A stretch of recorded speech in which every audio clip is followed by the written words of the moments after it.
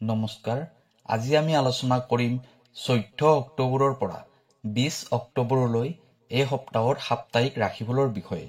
প্ৰতিটো ৰাশিৰে সম্পূৰ্ণ সাপ্তাহিক ৰাশিফল মেষ ৰাশিৰ পৰা মীন ৰাশিলৈ।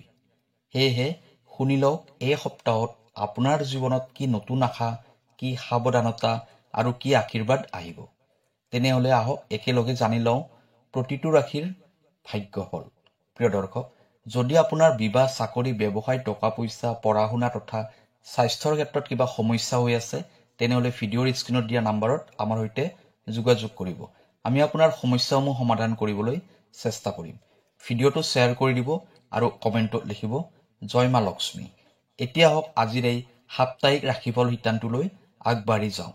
আজিৰ সাপ্তাহিক ৰাশিফলৰ প্ৰথম ৰাশিটো হৈছে মেষ ৰাশি। মেষ ৰাশিৰ জাতক জাতিকাৰ বাবে এই সপ্তাহটোত শক্তিৰ উত্থান, ধৈৰ্যৰ পৰীক্ষা হ'ব। এই সপ্তাহটোত মংগল গ্ৰহৰ শক্তিশালী প্ৰভাৱে আপোনাৰ জীৱনত এক নতুন উদ্যম আনিব। কামৰ ক্ষেত্ৰত নতুন পৰিকল্পনা আৰম্ভ কৰাৰ সুযোগ আহিব পাৰে। যিসকল জাতক জাতিকাই চাকৰি কৰি আছে, তেওঁলোকৰ ওপৰত কৰ্তৃপক্ষৰ নজৰ থাকিব। আপুনি পৰিশ্ৰম কৰিব পাৰিলে সকলোতে মান সন্মান পাব।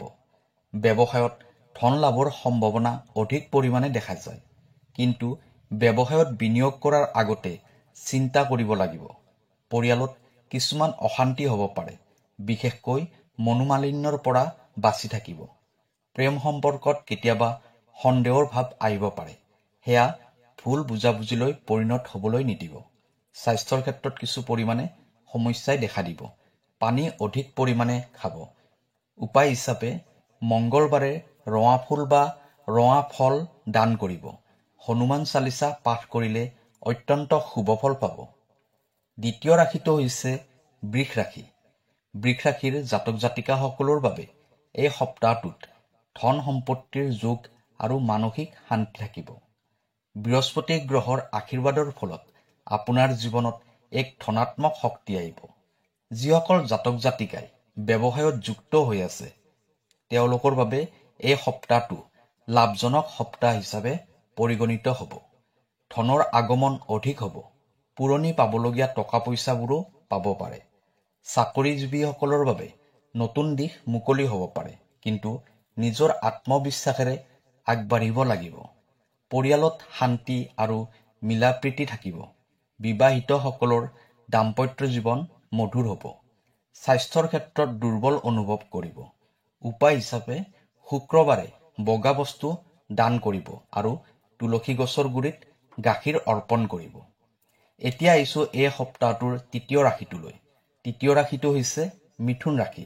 মিথুন ৰাশিৰ জাতক জাতিকাৰ বাবে এই সপ্তাহটোত চিন্তা, যাত্ৰা আৰু সুযোগ আহিব। বুধ গ্ৰহৰ চলাচলে এই সপ্তাহটোত আপোনাক কিছু মানসিক উদ্বেগ দিব পাৰে। কামৰ ক্ষেত্ৰত বিলম্ব হ'ব পাৰে, কিন্তু শেষত লাভজনক ফল প্ৰাপ্তি হ'ব। শিক্ষাৰ্থীসকলৰ বাবে পৰীক্ষা বা ইণ্টাৰভিউৰ ক্ষেত্ৰত শুভ সময় আহিব। যাত্ৰা যোগ স্পষ্ট।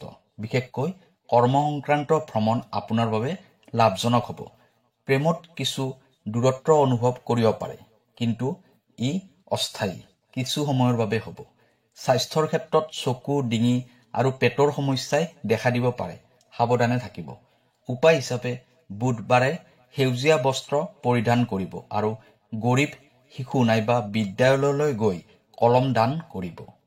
ইয়াৰ পিছৰ ৰাশিটো হৈছে কৰ্কট ৰাশি। কৰ্কট ৰাশিৰ জাতক জাতিকাসকলৰ বাবে এই সপ্তাহটোত ঘৰৰ শান্তি আৰু মানসিক সমতা থাকিব।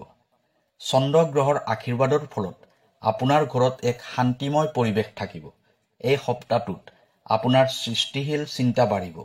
যিকোনো কামতে এটা নতুনত্ব দেখিবলৈ পোৱা যাব। ব্যৱসায়ৰ ক্ষেত্ৰত আগতে হোৱা ভুলবোৰ সংশোধন কৰিবলৈ এই সময় একেবাৰে উপযুক্ত। পৰিয়ালৰ জ্যেষ্ঠ ব্যক্তিৰ আশীৰ্বাদৰ ফলত নতুন কাম আৰম্ভ কৰিব পাৰে।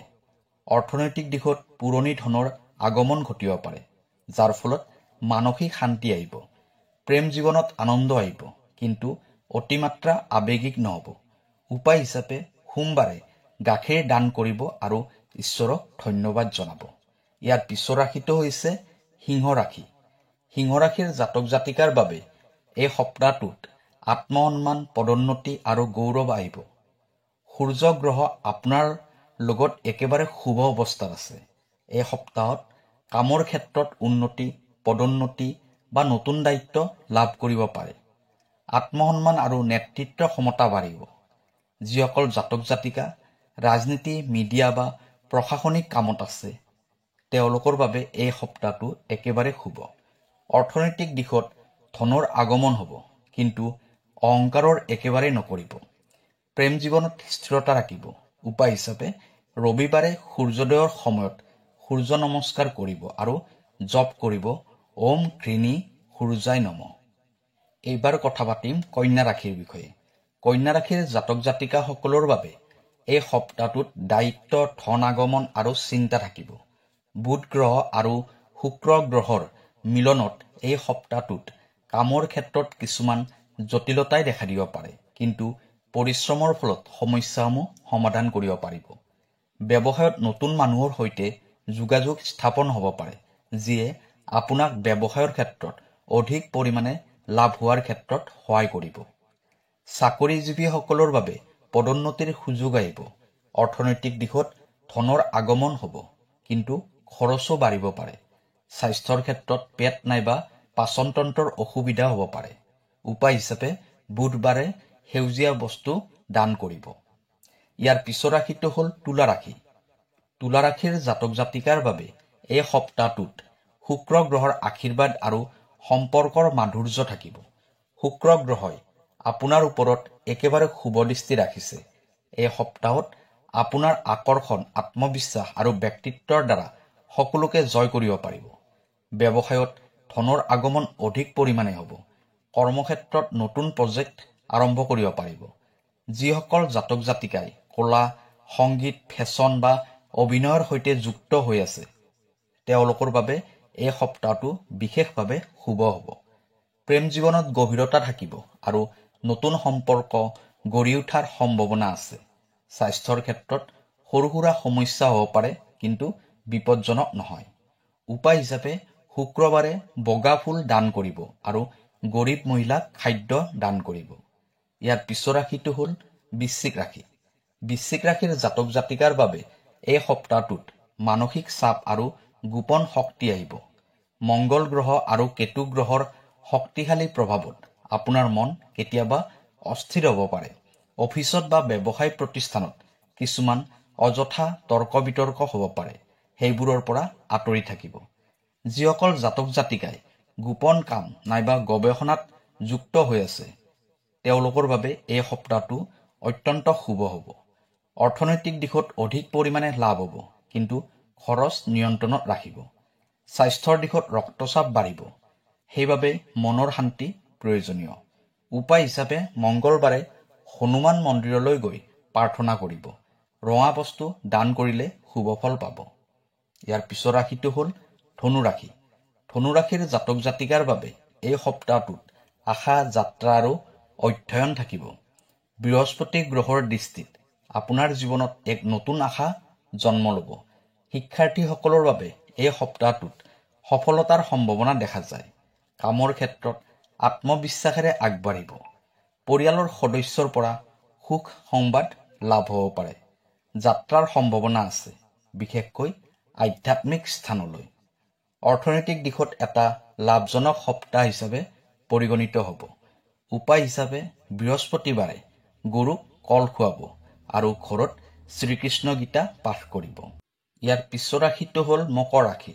মকৰ ৰাশিৰ জাতক জাতিকাৰ বাবে এই সপ্তাহটোত পৰিশ্ৰম আৰু পৰীক্ষা দুয়োটা একেলগে আহিব। শনি গ্ৰহই আপোনাক ধৈৰ্যৰ পৰীক্ষা লৈছে। কামৰ ক্ষেত্ৰত বিলম্ব হ'ব পাৰে, কিন্তু শেষত সফলতা নিশ্চিত ৰূপত পাব।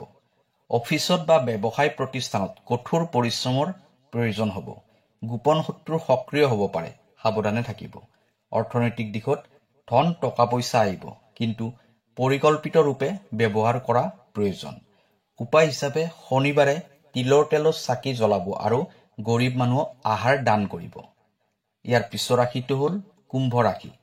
কুম্ভ ৰাশিৰ জাতক জাতিকাৰ বাবে এই সপ্তাহটোত সুযোগ আৰু উন্নতি দুয়োটাই আহিব। এই সপ্তাহত আপোনাৰ জীৱনত নতুন মানুহৰ আগমন হ'ব যিয়ে আপোনাক সহায় কৰিব। বন্ধুবৰ্গৰ পৰা সহায় সহযোগ পাব, যিয়ে আপোনাৰ কামৰ ক্ষেত্ৰত বহুত সহায়ক হ'ব। যিসকল জাতক জাতিকাই নতুনকৈ ব্যৱসায় আৰম্ভ কৰিব বিচাৰিছে নাইবা নতুনকৈ উদ্যোগ আৰম্ভ কৰিব বিচাৰিছে, তেওঁলোকৰ বাবে এই সময় অত্যন্ত শুভ হ'ব। অৰ্থনৈতিক দিশত স্থিৰতা আহিব, প্ৰেম জীৱনত স্থিতিশীলতা থাকিব। উপায় হিচাপে শনিবাৰে গৰীব মানুহক বস্ত্ৰ বা খাদ্য দান কৰক। ইয়াৰ পিছৰ ৰাশিটো হ'ল মীন ৰাশি। মীন ৰাশিৰ জাতক জাতিকাসকলৰ বাবে এই সপ্তাহটোত আধ্যাত্মিকতা, ধন লাভ আৰু শান্তি আহিব। বৃহস্পতি গ্ৰহ আৰু চন্দ্ৰ গ্ৰহৰ দৃষ্টিত আপোনাৰ মন শান্তি আৰু আধ্যাত্মিকতাৰে ভৰি থাকিব। কামৰ ক্ষেত্ৰত সাফল্য নিশ্চিত। শিক্ষাৰ্থীসকলৰ বাবে শুভ সময় আহিব। পৰিয়ালৰ লগত সুখী সময় কটাব পাৰিব। অৰ্থনৈতিক দিশত ধনৰ আগমন অধিক পৰিমাণে হ'ব। স্বাস্থ্যৰ ক্ষেত্ৰত মানসিক শান্তিৰ প্ৰয়োজন। উপায় হিচাপে বৃহস্পতিবাৰে গীতা পাঠ কৰিব বা ঈশ্বৰৰ নামত জপ কৰিব। প্ৰিয় দৰ্শক, এই সপ্তাহত গ্ৰহগতি অনুসৰি সকলো ৰাশিৰ বাবে এটা উজ্জ্বল গতিশীল সময় আহিছে। চিন্তা, ধৈৰ্য আৰু আত্মবিশ্বাস এই তিনিটাই আপোনাৰ সাফল্যৰ চাবিকাঠি হ'ব। সৌভাগ্যৰ ৰং হালধীয়া আৰু সেউজীয়া। সৌভাগ্যৰ দিশ পূব আৰু উত্তৰ। আপোনাৰ জীৱনত শুভ শক্তি, শান্তি আৰু সমৃদ্ধি আহক।